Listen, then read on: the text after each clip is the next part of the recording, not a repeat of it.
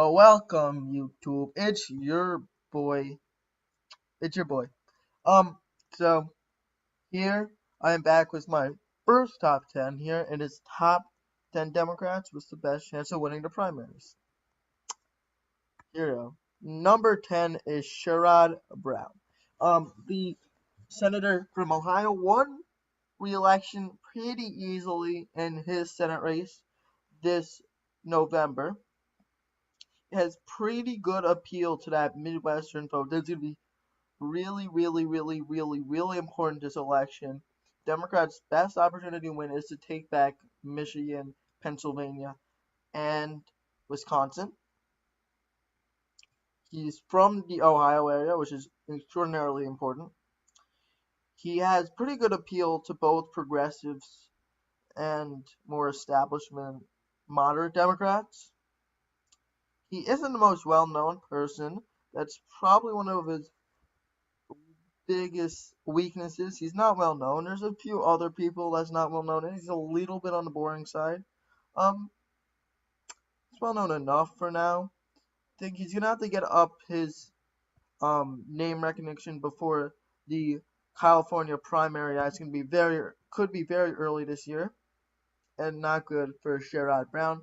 But Sherrod Brown is number 10. Oprah Winfrey. Okay, this is the person that does not need to get her name recognition up. She is the perfect candidate for Democrats. Except she really I don't think Democrats want another rich um rich businesswoman. I don't think they want that. They want more of a actual establishment, not establishment, but a politician. I think that's going against her. I think Donald Trump is going against her. I think the second thing going against her is one, she could get hurt heavily because of a scandal. A scandal will hurt her a lot more than hurt much anyone else. And I do believe that there's definitely gonna be a scandal or two on her. I think I can already think of a few scandals that could come up during hers. There will always be a scandal for every big politician like she will be. And I don't know how well it's gonna stick. It could stick really well, and that could really hurt a campaign. Number 8 is Beto. Oh, I forgot to get a picture. Actually, I didn't. Um, it didn't work when I tried to get a picture. It was the only person. It did not work for her, but we'll go with it. Beto is a strong candidate. It's an absurdly strong candidate. I think his problem is I think he has pretty good name recognition now after running against Ted Cruz. What the hell? How did I go all the way from there? What just happened? How did I go? What happened? I don't know what happened. What's happening? I don't know what's happening. What happened to my whole entire slides? They got mixed up, but that's besides the point. That's besides the point. But Beto, I think he's a strong candidate for sure. I think he can win easily, but I don't think it's just hard to really go for him. He's just not enough. Doesn't have enough experience. I think this is his biggest downfall. And number 7. Okay. Number 7, Amy Klobuchar. Amy Klobuchar. Amy Klobuchar. I don't know why I said it that way, but Amy Klobuchar is a good candidate. She's gonna have probably the least name recognition, other than maybe one more person. She isn't out there, but she definitely does have a good part of the progressive wing. She has, being the Minnesota senator, she has a good stand in the Midwest, which she needs to win. She is a perfect candidate. She has the women vote. She's a strong candidate. I think she could win. She's quite experienced. She's been in the Senate for a decent amount of time. She won the Minnesota Senate race she won it by like 20 something points. When Gina Smith only won by like 7. So that's really good for her. That's a positive, I think, I guess. But she's a strong candidate. She gets the woman vote. She gets the progressive vote. She gets the Midwest. She's going to be a really good candidate against Donald Trump. And let's go to number 6. Kirsten Gillibrand. This is another one with a little bit of a low name recognition, but I think she's going to run. I think she might be the most likely to run, and she's another name thrown around a lot. A lot of people see her as Hillary Clinton 2.0. That's her biggest downfall. She isn't a very, it's hard to say, like, she is a very impressive candidate. I think that could be her downfall. I think her downfall is she's just too much like Hillary Clinton. She's Hillary Clinton 2.0. That has been her name by every single Democrat and Republican I've heard talk about her. I think that's her downfall. Could it help her? Yes. But I don't see it. I think her try to appeal for progressives might backfire on her. She has been hardworking trying to appeal to hardcore progressives, and it might not work. I don't think it'll work. At number 5 is Liz Warren. This is a hard candidate. Again, she's just not a impressive candidate. And that's her biggest downfall. I think Bernie Sanders will outshine her. She has just too much behind her. She didn't perform well in the midterms in Massachusetts, not as well as Amy Klobuchar did in the midterms. She's kind of a weak candidate against Donald Trump. I think that's her problem. She's just weak. I think progressives will go behind her, but there's people in front that I see progressives going before, especially Bernie Sanders. I can even see Amy Klobuchar taking more progressive vote than a Liz Warren. But I think Liz Warren has going for her. She is very anti-Trump. She is very anti-bank. She is very well known. She won't have any problem getting her name out there. If you ask, most people will know who Liz Warren is. That's a big positive, and I think that could definitely help her a lot. She's a name being thrown out there by a lot of people, and let's go to number 4. Number 4 is Cory Booker.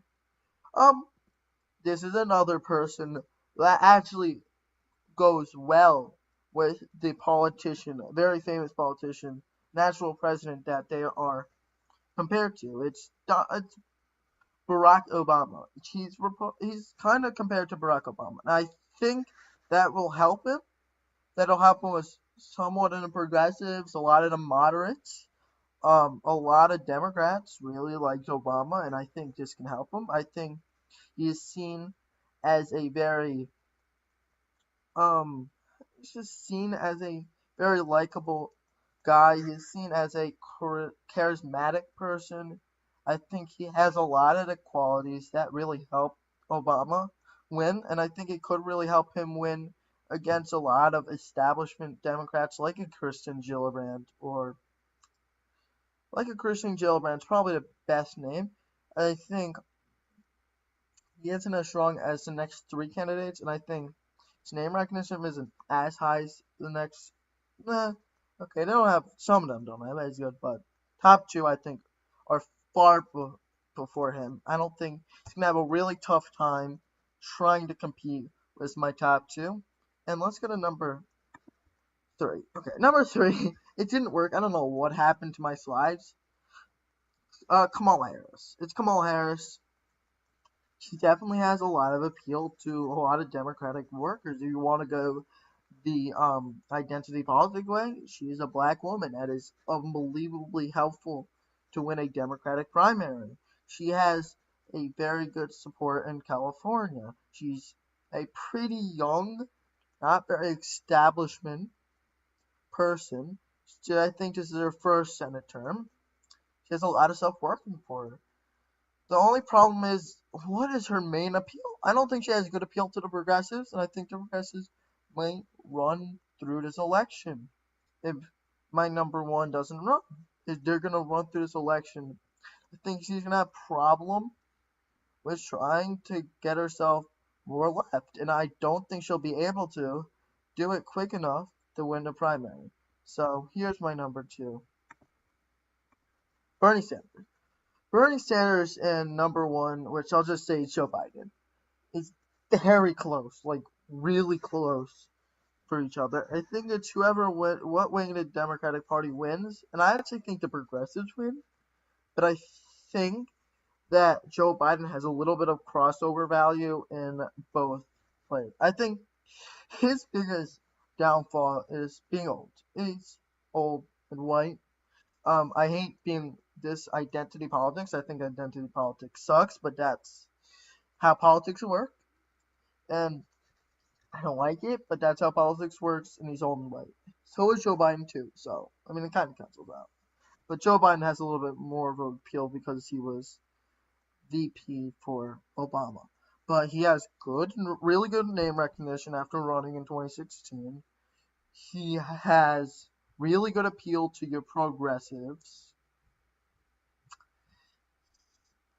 Yeah, doesn't have much wrong with him. Just, just a very charismatic, very populist candidate. Doesn't have much wrong with Bernie Sanders. I think it's going to be really close between Joe Biden and Bernie Sanders if they both run. Joe Biden, as I said, Joe Biden is your number one. He's a good candidate. It's a lot of appeal. He has progressive appeal, being a VP for Obama. He has the African American appeal, being the VP of Obama. He has establishment Democrat appeal for just being in politics for so long. He seems like a moderate. A lot of moderates like it, Joe Biden. He has really good name recognition after being VP for Obama. He's just a really good candidate, and I think it's going to be tough for someone to beat him.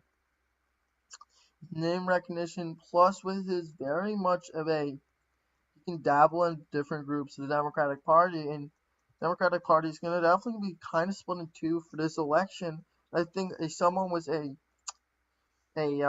crossover appeal like a Joe Biden has a really good chance of winning. And that is it for the video, guys. I hope you liked my first top 10, and bye.